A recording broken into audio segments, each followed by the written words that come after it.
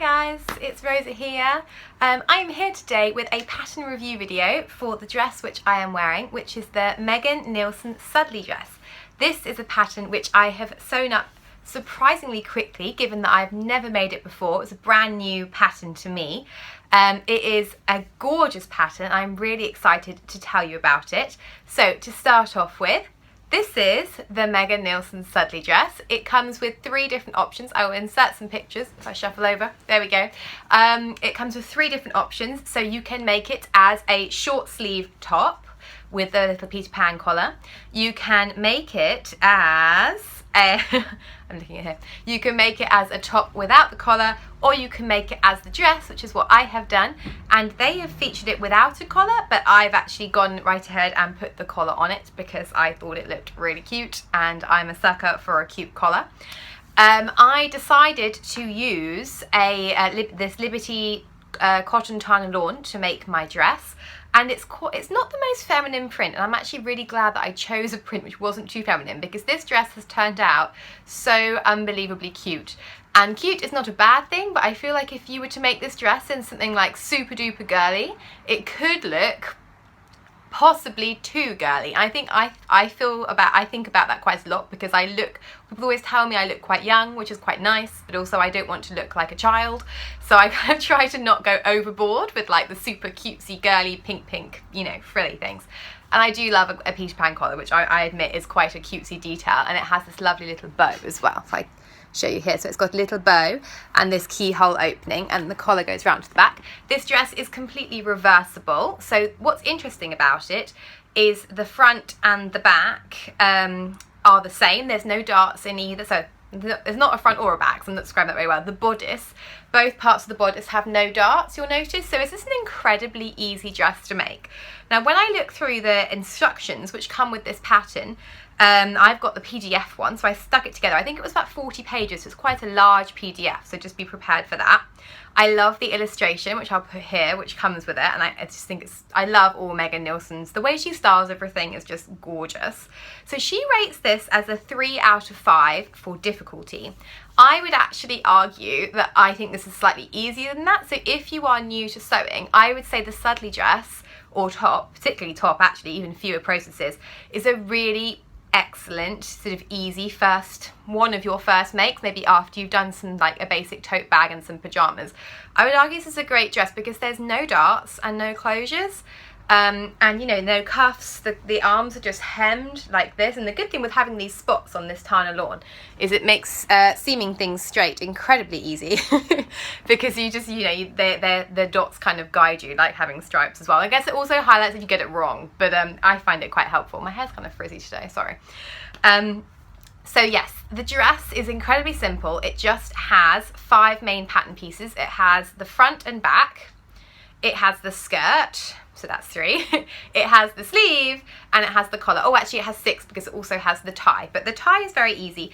I would recommend using a safety pin to turn your tie around, because it's incredibly skinny, as you can see. So I used a big, not a very big, but a safety pin just to turn them around, and then I hand stitched, and you probably won't be able to see that because it's so teeny, but I hand stitched the ends together, and then you attach that inside. You have several options for how you would like to finish the neckline, so I'll talk about those. You can finish it with a self-made bias binding in your fabric, so of course then you'd need to allow for cutting it out across the bias, or you can use self-made bias binding, shop bought bias binding, which is what I would probably personally use, because I have never bought one of those little bias binder maker things. I probably should, but I don't use it that often that I've I have felt the need to buy a little makeup. Anyway, so I actually chose to line it. So the bodice of my Sudley dress is lined, and that was a really easy thing to do. You just sew it around the neckline, around this little opening, and then yeah, clip your curves and turn the whole thing out. And then I won't show you because I'll have to flash you, but I just around the waistline, I then on the inside just had to hand stitch it. And if you're wondering about lining a bodice, I would recommend that you watch shamelessly plugging another video now. I have made a video on lining a bodice, and that one has no sleeve, but you just do it in the same way and just not sew the sleeves together, and then you just attach the sleeve in the regular way. But actually I would say as well, the Nielsen instructions are incredibly good. I've got it in front of me, which is why I'm looking down. I'm not just going slightly mad. So if they are very good, and I'll quickly show you, because obviously this is, I don't think it's fair to show everything because she's put so much work into this. But there's illustrations and there's text for every single step. So I think they're very detailed, and they're also not a huge amount of jargon that she uses. So again, if you're a beginner, I would really recommend this pattern. I think it's incredibly simple, and it came together so satisfyingly quickly as somebody who has sewn a lot of dresses, because you're so used to putting in buttons and zips and all that kind of thing. So it wins there on the sewing satisfaction scale. As for fit, now that's my the only thing with this pattern is I actually matched up my measurements, and my bust and my waist matched with the extra small. So this pattern runs from, if I have a look at the chart here, from an extra small to an extra large, and I am actually the smallest size which they do. My hips were the small, but I decided, because if you look, there's a lot of volume around the hip, I decided it didn't really matter, so I just cut according to my bust and my waist, because of course this doesn't fit snugly at all anywhere, which is what I quite like about it. And I was really anxious when I was sewing it, because I was thinking, oh god, it's not going to fit me because I'm not an extra small person. I wear a UK size 10, which I think is a US size 6, so I'm not a particularly small person. I mean, there's a lot of sizes which are smaller in the shops. Like, in the UK you can get like a size 4, a size 6 and a size 8, which are all smaller than me. So I would say if you are quite a small woman, so if you're smaller than a UK size 10, you probably would need to grade this pattern down, that, or just accept that it's going to be really big and flowing, which is kind of part of the appeal of this, but I think you want it to be quite closely fitting across your bust. Otherwise you could just start to look really huge, really big and blousy, and you want to be able to see some of your body, is what I'm trying to say, and not have something that's just a tent around you. So I think if you are on the smaller side of the size scale, this probably is not the best pattern for you unless you're able to grade it down. And it goes up to an extra large, which has a 42 bust, 34 waist, 44 hip. So it's got quite a nice range of sizes there. It has 5 sizes included. So I'd roughly say that probably goes from a UK 10, so if you were UK 10, 12, 14, 16 or 18, this would probably suit you. But if you're bigger than an 18 or smaller than a 10, it probably isn't the right pattern for you, again, unless you're capable of grading up and down, which personally, I'm really not. I mean, I have like shaved centimetres off of patterns here and there, and added a little bit on if I cut something too tight, but I'm not really a talented pattern grader at all. So I think there's like whole courses you can do on that. It's like a whole job, isn't it, just pattern grading. So I really admire women and men who can do that. So yeah, overall I am really pleased with this dress. It is a really super comfy, lovely dress. I would also recommend that you use a really lightweight fabric like a lawn. I think if you were to use a fabric which was stiffer, it wouldn't gather well around the waist, and as you can see it has gathers at the waistline.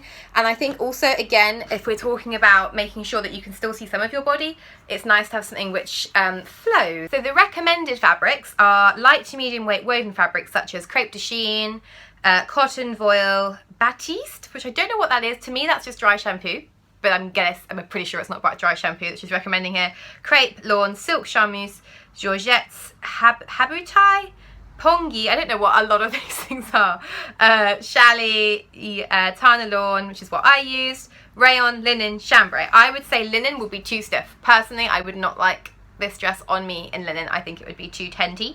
So I would there's a lot of recommendations there, many of which I do not know where they are. I don't know if you ever find that when you read a pattern, you're like, I know what cotton is, I know what silk is, and then I'm like, what are these other things? Rayon would be lovely, or viscose or rayon, whatever you call it.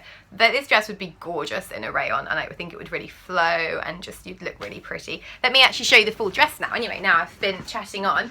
So it looks like this. I think the length of the sleeves is fine on me. I'm 5'4", I am not very tall, but I think the length of the sleeves is really nice, and if I stand up you can see the length of the dress. Again, I think the length is perfect. So also, if you are quite tall, I would probably recommend, there's the back, I would probably recommend, if you're quite tall, lengthening it, because it is quite short. Not on me, but again, like I said, I'm not an average height, I'm below average height, I think.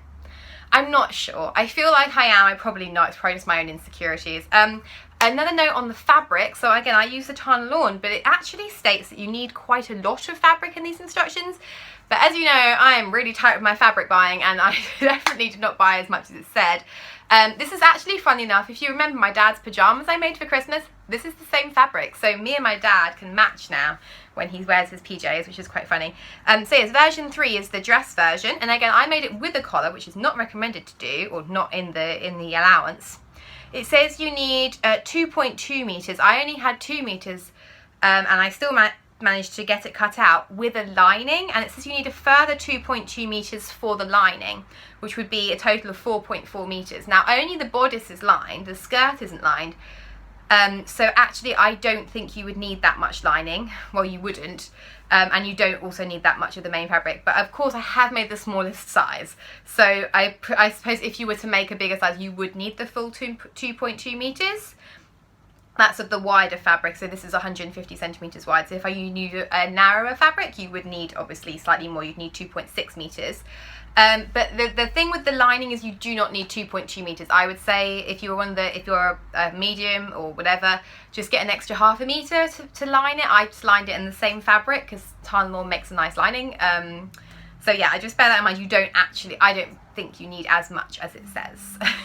But then I am a bit like pattern cutting Tetris. Like, I do spend a long time making sure I can get the most out of my fabric because I don't like to waste, and you know, fabric or money. So yeah guys, that is everything for today. I hope you're all having a good weekend, and I will see you again next weekend with some more sewing. If you did enjoy this video, please do give it a thumbs up and do click subscribe for new sewing vlogs every week. I'll see you again soon. Bye.